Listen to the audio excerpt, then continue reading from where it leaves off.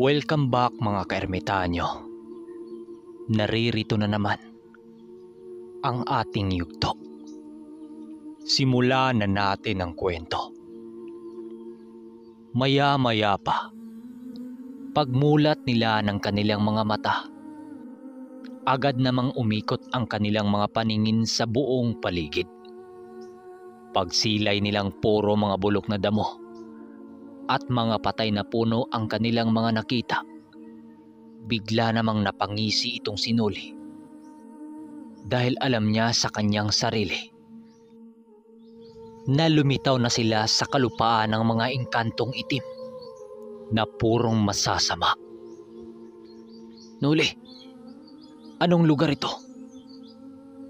Wika ni Danilo habang bakas sa pagmumukha ang labis na pagkagulat. Narito na tayo sa mundo ng mga engkanto. Tumayo ka na dyan. Sagot naman ni Nuli rito. At maya-maya pa, nagpatuloy na silang dalawa sa paglalakbay sa lugar na yon. Shh! Dahan-dahan lang sa paglalakad, delikado sa lugar na ito.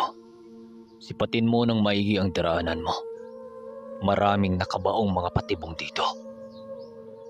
Abiso ni Nuli sa kaibigan niya. Maya-maya pa, habang naglalakad sila, bigla naman silang natigilan nang maramdaman nilang yumanig ang lupa. Sinabihan niya itong si Danilong dumapa sa lupa upang magkubli sa makapal na damuhan. Habang nakadapa sila, sinipat naman nila ang pinanggalingan ng pagyanig. At nang pagsilay nila dito, bigla naman silang natigilan habang napapanganga. Dahil ang kanilang nakita ay ang kanya-kanya nilang mga gabay na nakatayong nakatitig sa kanila. Walang iba kundi ang kapring kanyang gabay at ang kasama nitong isang tikbalang na pagmamay-ari ni Danilo. Mas lalo silang nagtataka dahil sa itaas ng mga ito, nandun ang ibong dalupahaw ng ermitanyo.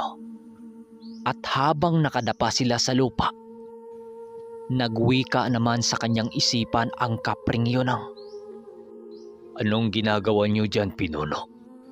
Magpatuloy na tayo sa ating paglalakbay. Wika ng kapring gabay niya. Tika, papanong buhay ka pa? At papaanong nakarating ka sa lugar ng mga engkanto? Sinundan niyo ba kami? Sagot niya pabalik dito.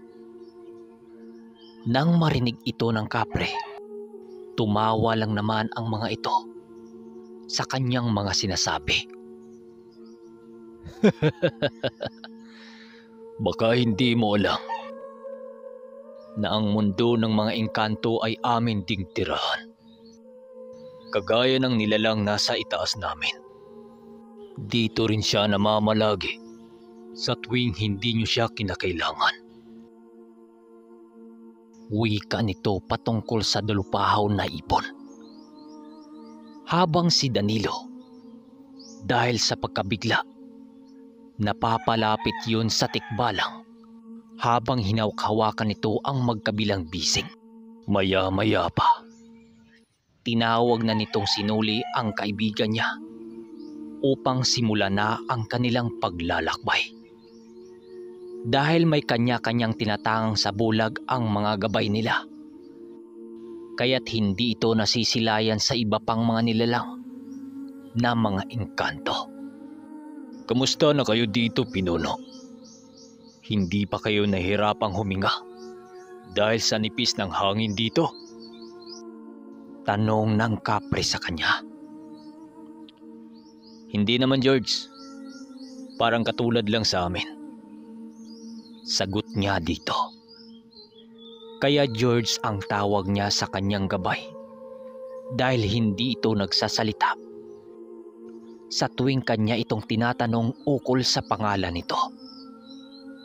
At ilang minuto pa ang makalipas Narating na nga nila ang napakasukal na gubat kung saan merong masasamang mga tubig na para bang mga likidong nakakapasok. Habang nasa kasagsagan sila ng pagbagtas sa gubat, napansin nilang may mga malignong nakaabang sa kanilang daraanan habang nagbibigay sa kanila ng galang. Hinayaan lang naman ito ni Noli dahil ayon sa dalupaho na ibon ng ermitanyo, nasa ilalim ito sa kanilang kapangyarihan. Ilang oras pa ang kanilang pagbagtas. Narating na nga nila ang lugar kung saan maraming bahay na gawa sa lupa na sobrang dami. Sa lugar na yon, makikita mo ang maliit na nilalang habang maiging nagtatatrabaho kahit malalim na ang gabi. Kitang-kita nila ang pagbubuhat ng mga ito ng mga bungkos na damo at mga bato nang siyang itinambak nila sa sahig ng kubo nila. Sa patuloy ng kanilang pagmamasid sa mga ito, doon nila napag-alaman na ang mga nilalang na yon manggagawa ng kanyang gabay na kapre. Ang ginawa ng mga ito ay ang ginagamit ng kapre na tabako na palagi nitong higop-higop sa tuwing ito'y naglalakad. Habang kasalukuyang kinausap ng kapre ang mga nilalang na yon, sila Noli at Danilo, nakaupo lang naman sila sa lupa. Sa patuloy ng kanilang pagbabagtas, nadapo na nga sila sa isang maladesyertong lugar dahil purong patay ang mga punong naroroon at wala talagang kadamo-damo. Maya-maya pa, bigla namang kumawala ang mga gabay nila sa kanilang mga sabulag nang siyang labis nilang ipinagtataka. Humanda ka, Pinuno. May kaharapin tayong bantay sa lugar na ito. Tugon naman ng kanyang gabay. Dahil sa mga inilahad ng kapre, maigi namang naghanda sila Noli at Danilo sa maaring kaharapin nilang pagsubok. Nauna noon ang kapre at tikbalang doon sa paglalakad habang sila nasa likod na bahagi. Sa pagdating nila sa bahaging gitna ng disyerto, bumulong naman ang gabay ni Danilo. Mag-ingat kayo sa pagtapak sa lupang ito.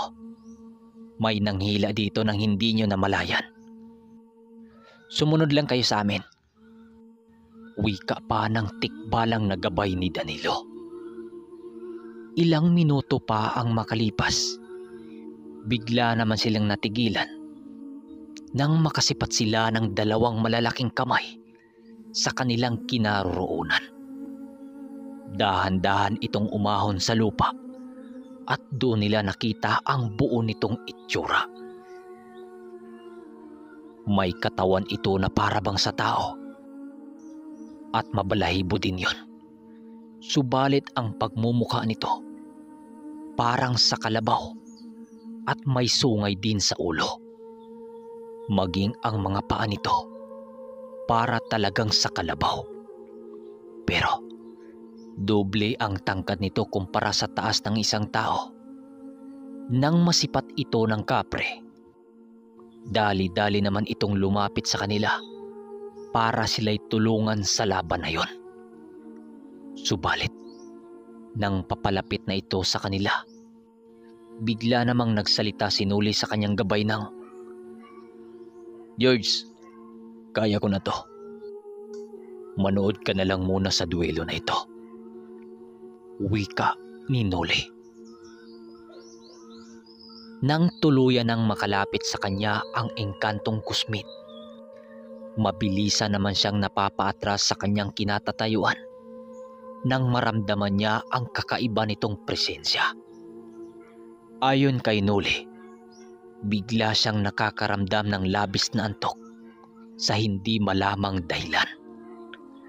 Nang mapagtanto niyang kagagawan ito ng kusmid na yon, Dali-dali naman niyang inusal ang bakod at puder na ginagamit ng mga ermitanyo. Nang maramdaman ng nilalang ang kanyang pambihirang bakod, doon niya nakita sa nilalang ang bangis na pangangatawan nito. Animoy turong kalabaw ito na may katawan ng tao. Nanlilisik din ang mga mata nito na kulay baga. Dagdag pa ni Nuli, ang sungay ng nilalang na yon, mahalin tulad mo sa isang punong binunot sa lupa.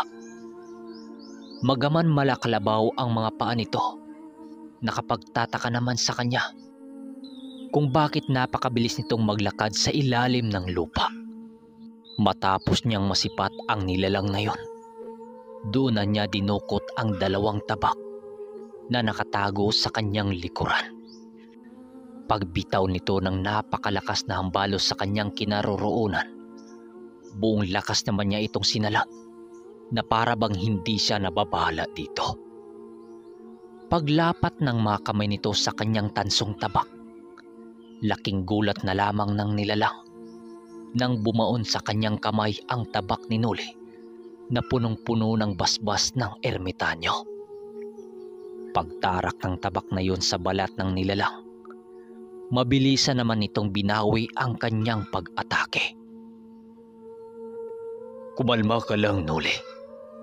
Hindi naman yan pumapatay ng kagaya nyo. Huwag mo siyang sakta ng todo. Dahil isa pa lamang siyang supling na nakatira dito. Hayaan mong kami na muna ang kumausap sa kanya upang hindi siya mapapahamak sa mga kamay nyo. Wika ng kanyang kapring gabay. Nang marinig ito ni Nuli, dahan-dahan naman niyang ibinalik sa kanyang likuran ang kanyang tabak upang sundin ang payo ng kanyang gabay, habang si Danilo nanatili lang naman itong nakatitig sa kanya. Sa paglitaw ng kapre sa harapan ng kusmit, bigla naman yung napapatigil nang maramdaman ito ang presensya ng kauri nila. Ilang minuto pa ang makalipas, nasipat naman nilang 2 ang ginawa ng kapre sa kamay ng nilalang na yon. Dinilaan ng kapring yon ang kamay na nagawang masugatan ni Nuli sa nilalang na yon. Matapos gawin yun ang gabay niya, laking gulat naman ni Nuli nang biglang magsara ang sugat nun sa kamay. At maya-maya lang, bigla namang napatras ng bahagya si Nuli dahil sa pagdatingan ng mga kauri ng engkantong kanyang nasugatan. Nanlaki ang kanyang mga mata dahil ang mga kauri nito pala mas triple ang taas nito kumpara sa kanyang nasugatan. At doon na pag-alaman nilang 2 ni Nuli at Danilo na maaring sanggol pa lamang ang nilalang na yon sa mga bagong dumating. Ang taas ng mga yon na parabang kapantay na ng punong kahoy ang mga taas nito. Matapos makausap ng kapre ang mga nilalang na yon, muli namang naghudyat ang kapre na sila'y magpatuloy na sa kanilang paglalakbay. Ilang oras pa ang makalipas, patuloy pa rin sila sa paglalakbay sa napakalawak na kalupaan. Wala pa silang nakita ng kung ano sa lugar. Gawa ng purong patay na puno lamang ang nakatirik sa lugar na yon. May ilang espiritu silang nakikita, subalit hindi ito sapat para maagaw ang kanilang mga atensyon. At maya-maya pa, unti-unti namang napapansin nila ang kanilang dinadaanan na para bang papatirik na ito. Kaya't umakyat na sila dito, ayon na rin sa sinabi ng kapre. Ilang oras pa ang makalipas, nadapo na nga sila sa tuktok ng bundok na yon. Sa unang pagkakataon, itinuro ng tikbalang at kapre ang napakagandang bundok malandagat. Ops, Ito na, nadapo na sila sa tuktok ng bundok na yon. Ang angas mga ka-ermitanyo. Ano kayang mangyari no? Mag-comment kayo kung buhay pa ba ang ermitanyo o tuluyan na ngang nagiging bato. Dahil ayon pa sa diwata, yung ibang nakakulong sa kinaroroonan ng mga ermitanyo, nagiging bato na dahil sa tagal ng panahon. Pakiabangan ang part 107. At kung nagustuhan nyo ang ating video, huwag nyo namang kalimutang mag-like. Yun lang ang hinihiling ko sa inyo. Maraming salamat.